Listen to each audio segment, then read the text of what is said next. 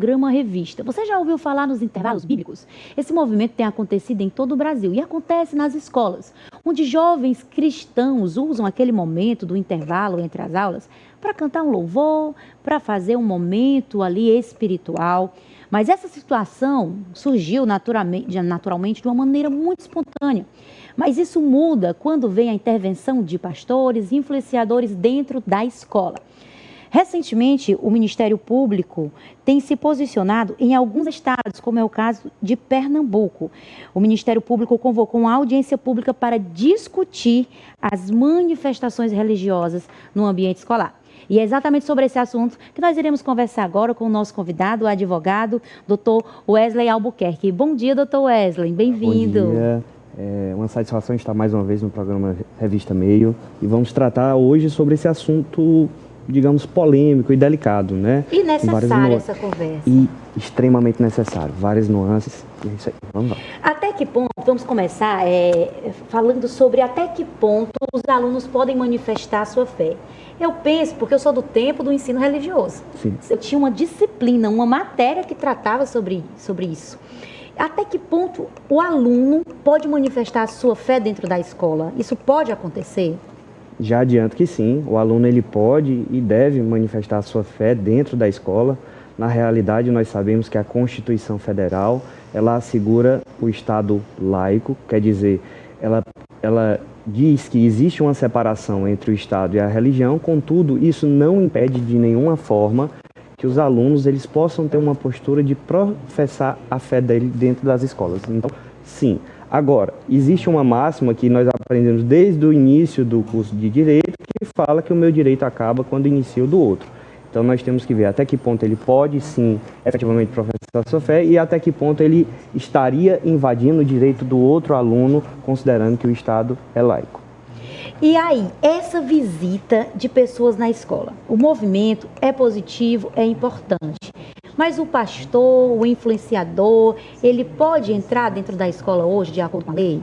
Pelo que nós verificamos nas redes sociais, esse assim chamado espontaneamente intervalo bíblico, ele começou de forma espontânea entre os alunos que estão aproveitando esse horário dos intervalos entre as aulas para se reunir em oração, fazer um determinado devocional naquele momento, mas essa figura ela se tornou alvo de determinadas investigações, não aqui no estado do Piauí, mas, por exemplo, no estado do Pernambuco, quando começaram a ingressar nas escolas determinados pastores e influenciadores. E esses movimentos que eram pequenos, a princípio rápidos ali, passaram a se tornar verdadeiras palestras dentro da escola. E aí foi que começou a incidir toda essa polêmica.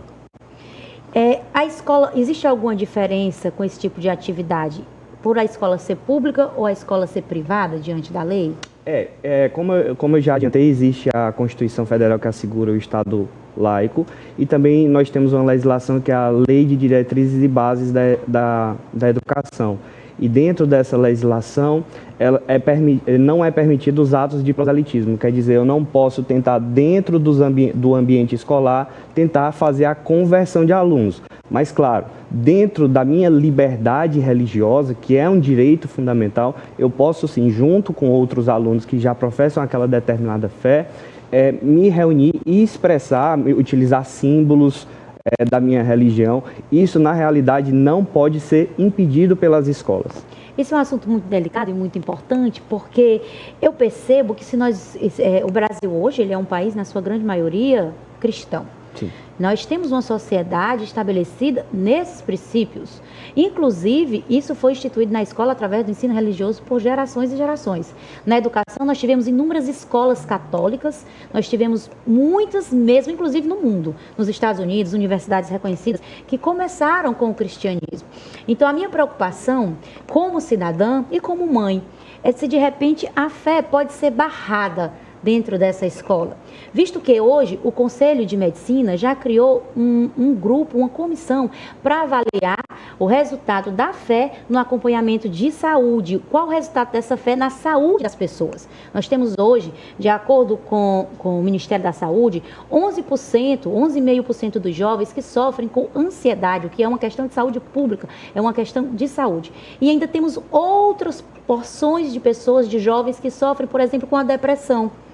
Então, será que isso não é um paradoxo? De repente, está trazendo para o Ministério Público, um Ministério Público que é fundamental para um bom funcionamento da sociedade, tocar em um assunto como esse, de repente criar um obstáculo e até a saúde, os médicos, o Conselho de Medicina identifica a importância da fé em questões de saúde. Isso não pode ser um paradoxo? Devemos nos preocupar mais com esse assunto?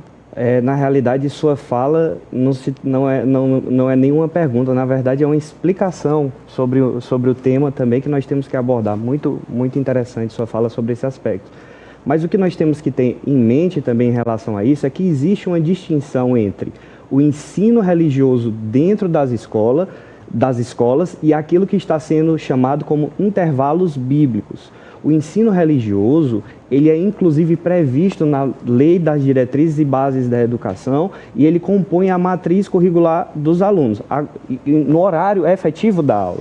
Contudo, a Lei de Diretrizes e Bases da Educação, ela também prevê que essa matrícula nessa disciplina, ela está em caráter facultativo. A grande discussão em relação aos intervalos bíblicos são alguns aspectos. O primeiro é que em determinados locais, eu não estou dizendo em todos, mas em determinados locais existiram palestras de uma forma mais exacerbada que não tinha nem autorização da direção e nem controle por parte dos coordenadores. E claro, no ambiente escolar, quem deve manter toda essa situação de coordenação é a própria direção. Outro aspecto que é interessante nesse ponto é que a Constituição veda que em instituições públicas, artigo 19, se não me engano, existe a promoção de cultos dentro da escola.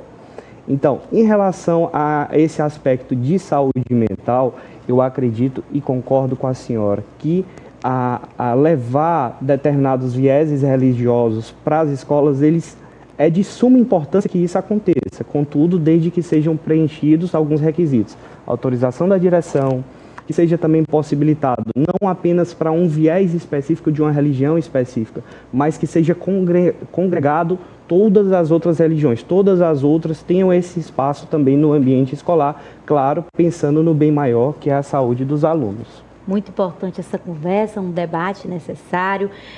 Talvez, é claro que precisa sim haver a questão do Ministério Público, a questão das autorizações na escola, é fundamental, mas eu penso que isso pode percorrer um caminho muito saudável. Claro, dentro da lei, dentro da legalidade, feito da melhor forma, com supervisão e fazendo parte do movimento quem quer aderir. Exatamente. Porque eu penso que a grande preocupação como sociedade é até que ponto eu não posso manifestar, porque com todo respeito às inúmeras fé, a quantidade de fé que existe, de religião, eu vou defender aquilo que eu acredito. Sim. E eu posso fazer isso. Eu respeito a fé que você tem, mas eu defendo o que eu acredito e isso vai sair pelos meus poros. Isso é muito natural. Eu penso que a grande preocupação nossa como sociedade é de não ter esse direito roubado. Não é isso, doutor? Exatamente.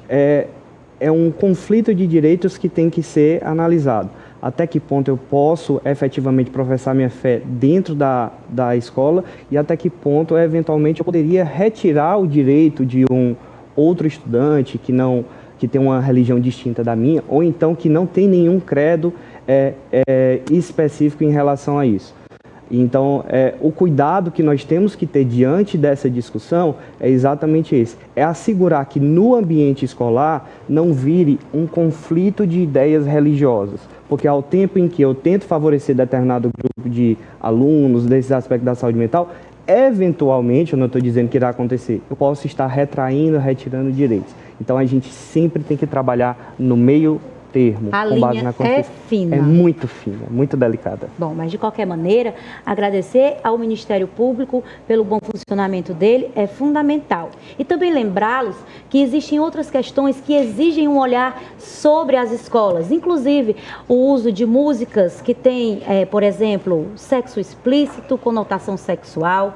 Outro dia eu vi um vídeo onde crianças estavam comemorando o Dia da Criança e ali usavam músicas com a depreciação do corpo feminino, músicas que eram praticamente uma relação sexual explícita e as crianças dançavam aquelas canções.